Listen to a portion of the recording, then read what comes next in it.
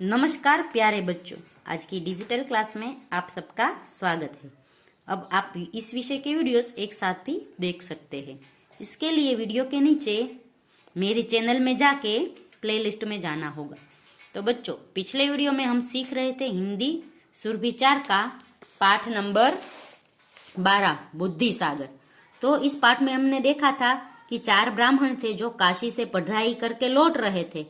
तो एक ब्राह्मण है वो एक गांव में रुक जाता है, पर तीनों ब्राह्मण है वो आगे बढ़ जाते हैं और स्मशान में पहुंच जाते हैं। फिर वो अपने पुस्तकों में से जो बातें हैं वो ढूंढ ढूंढ कर सबको मिलाने के लगते हैं। जैसे वो कहते हैं कि सभी जिस राह पर चले उस राह पर हमें भी चलना चाहिए। तो वो सब है वो स्मशान में पहुंच जाते हैं और स्मशान में पहुंचते हैं तो वहां एक गधे को देखते हैं। तो गधे को वो बंधु समझ लेते हैं। फिर एक ऊंट दौड़ता हुआ आता है तो ऊंट को वो धर्म समझ लेते हैं, क्योंकि धर्म की गति तेज होती है। इस तरह वो पुस्तक में लिखे ज्ञान का अलग अलग मतलब निकालते हैं और गलत ही मतलब निकालते हैं, क्योंकि उसने सिर्फ जो पढ़ा था उसे रट लिया था, समझा नहीं था। अब आगे सीखते हैं। संयोग से वे तीनों साथी भी उसी गांव में जा पहुंचे जहां बुद्धि सागर गया था। उन्हें जोरों की भूख लगी थी।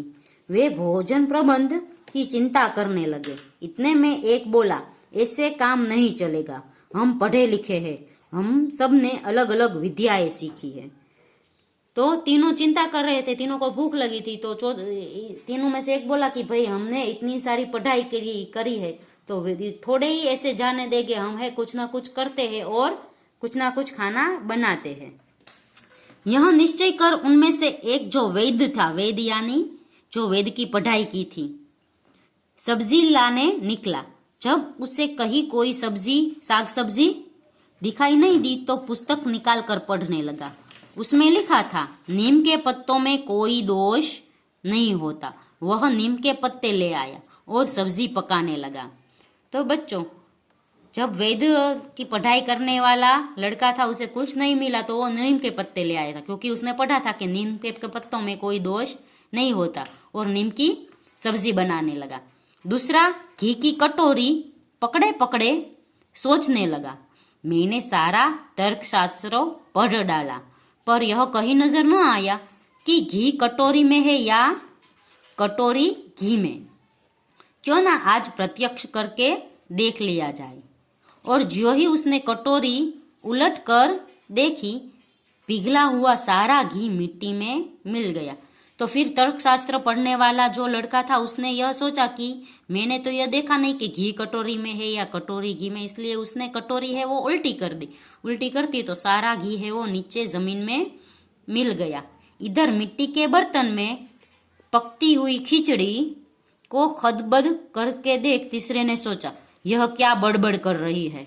गुस्से में उसने लाठी दे मारी और खिचड़ी धूल में मिल गई।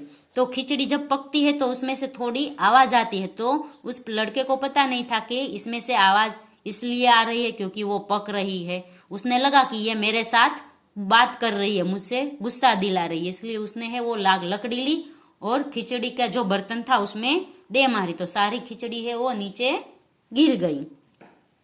यह देखकर बुद्धि सागर को उन पर तरस आ गया और बुद्धि सागर वहां आया और तीनों को देखकर उसे तरस आ गया, क्योंकि ये तीनों है वो सिर्फ पढ़ाई की थी, उसमें समझ में कुछ नहीं आया था।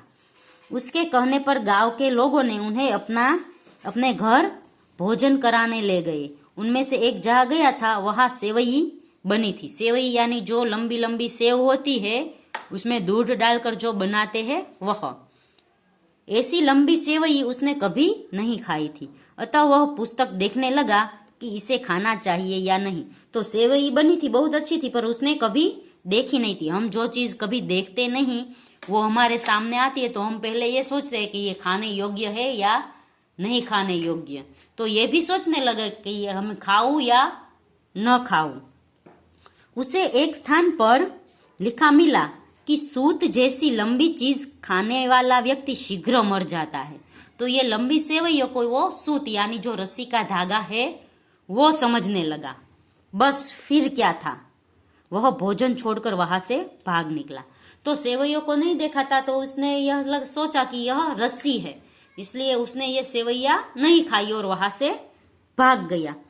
दूसरे को अपनी थाली में मालपुए देखकर यह वाक्य याद आ गया कि जहाँ छिद्र यानी दोष होते हैं वहां कोई अनर्थ हो जाया करते हैं। मालपुए में छेद ही छेद थे, अतः वह मालपुए बिना खाए ही चला गया। तो मालपुए में छेद था तो उसने कहीं पढ़ा था कि जहाँ छिद्र होते हैं वहां दोष होता है। जैसे हम देखते हैं कि जहाँ कोई वस्तु फटी है वहां पे छिद्र होते तो हम वो कपड़ा नहीं खरीदते, क्योंकि हमें लगता है कि उसमें दोष है, वो फटा हुआ है। तो उसे ऐसा यही लगा कि इस मालपुए में भी दोष है, इसलिए वो उसने नहीं खाया। तीसरे ने देखा उसकी थाली में कोई ऐसी चीज है जिसने सारी थाली ही ढक दी। उसे पुस्तक का वह पाठ याद आ गया जिसमें कहा गया था कि जो बहुत लंबा चौड़ा होता है वह बहुत जल्द समाप्त हो जाता है। वह भी भूखा ही लौट आया। वापस लौटकर बुद्धिसागर से उन तीनों ने कुछ भी न कहा। दूसरे दिन चारों साथी आगे चल पड़े। रास्ते में उन्हें एक जानवर का अस्थि पिंजर पड़ा मिला। अस्थि पिंजर यानी कंकाल। जब वो चारों दूसरी सुबह अपने गांव लौट रहे तो उसने है वो अस्थि पिंजर यानी एक कंकाल देखा। उसे देखकर वे सोचने लगे कि यह किस जानवर का कंकाल हो सकता है। तभी उनमें से एक बोला, मुझे ऐसी विद्या आती है जिससे इस कंकाल पर चमड़ी वापस आ जाएगी। तो अभी है वो अपनी विद्या का उपयोग करने लगे।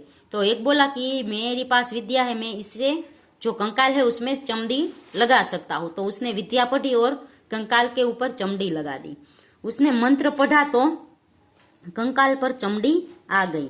दूसरे ने अपनी विद्या के बल पर से उसमें रक्त मांस आदि भर दिया।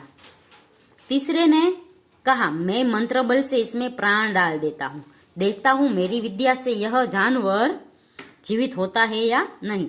तो एक है वो चमड़ी लगाता है, दूसरा है वो उसके शरीर में रक्त और मांस डाल देता है, दूसरा है वो मंत्र बल यानी मंत्रों की शक्ति से उसमें प्राण डालने की कोशिश करता है, क्योंकि उसे अपने विद्या पर घमंड था और उसका इस्तेमाल करना चाहता था। क्योंकि दोनों लड़कों ने इस्तेमाल कर दिया तो तीसरा के मैं क्यों पीछे रहूं। यह सुनकर बुद्धिसागर ने उसे समझाया कि यह शेर है, यदि विद्या से जी उठा तो हम सबको खा जाएगा। मगर वह नहीं माना, कहने लगा, वाह, ये कैसे हो सकता है। इन दोनों ने अपनी अपनी विद्या की परीक्षा कर ली, मैं क्यों न करूं।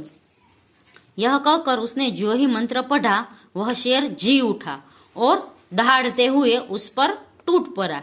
पुस्तकों के तीनों कीड़े सिट्टी पिट्टी भूल गए। तो जैसे ही मंत्रों के बल से शेर है वो उठा तो सबके ऊपर दहाड़ने लगा और टूट पड़ा। तो तीनों है वो उसकी सिट्टी पिट्टी गुल हो गई, यानी तीनों है वो हक्के बक्के रह गए और घबराने लगे। इतने में बुद्धिसागर ने ऐसा मंत्र पढ़ा कि वह शेर गाय बन गया। तो तीनों ने अपने मंत्रों का जो ही उच्चारण किया तो वो अस्थि पिंजर से शेर बन गया और शेर दहाड़ने लगा। तो चौथा था बुद्धिसागर, उसने एक ऐसा मंत्र पढ़ा कि शेर है वो गाय बन गया। तीनों की पढ़ाई का घमंड चूर चूर हो गया। वे बुद्धिसागर की बुद्धि की प्रशंसा करने लगे। तीनों ने अपने बुद्धि का व्यर्थ ही प्रयोग किया, अपनी पढ़ाई का व्यर्थ ही प्रयोग किया, पर यह बुद्धिसागर ने उनकी जान बचाई तो तीनों है वो उनकी प्रशंसा करने लगे। अब उनकी समझ में आ गया कि विद्या पढ़ना ही काफी नहीं, उसे समझने के लिए बुद्धिमान होना भी जरूरी है। तो तीनों की जान है वो बुद्धिसागर ने बचा ली और तीनों को समझ में आ गया कि हमने है वो सिर्फ पुस्तकें पढ़ी है, उसको समझी नहीं। इसलिए अब से हम है वो पुस्तकें पढ़ेंगे नहीं पर उससे समझेंगे भी, ताकि हम है वो अच्छे इंसान बन सके और हमारी बुद्धि का अच्छी जगह प्रयोग कर सके। तो बच्चों, हमें भी इस पाठ से यह सीखना चाहिए कि हम भी जो पढ़ते हैं उसको समझकर पढ़ना चाहिए, ऐसे ही रट लेना नहीं चाहिए। क्योंकि हमारे जो पाठ्य पुस्तक में कोई भी पाठ हो तो वो हमारे लिए उपयोग में आने वाला ही पाठ हो, तभी है वो पाठ इस पाठ्य पुस्तक में होगा, जिससे हमें कुछ सीख मिलती हो। ऐसा पाठ ही हमारे पाठ्य पुस्तक में होता है जो सीख नहीं देता ऐसा पाठ कोई हमारे पाठ्य पुस्तक में नहीं होता। यानी हमें सभी पाठों से अलग अलग शिक्षाएं मिलती है, वो शिक्षाएं ग्रहण करनी होती है और समझनी होती है। सिर्फ पाठों के प्रश्न और जवाब रट लेने से कुछ नहीं होता। तो बच्चों यहाँ पर पाठ खत्म होता है। अगले वीडियो में हम इस पाठ का अभ्यास सीखेंगे। तब तक के लिए गुड बाय, टेक केयर।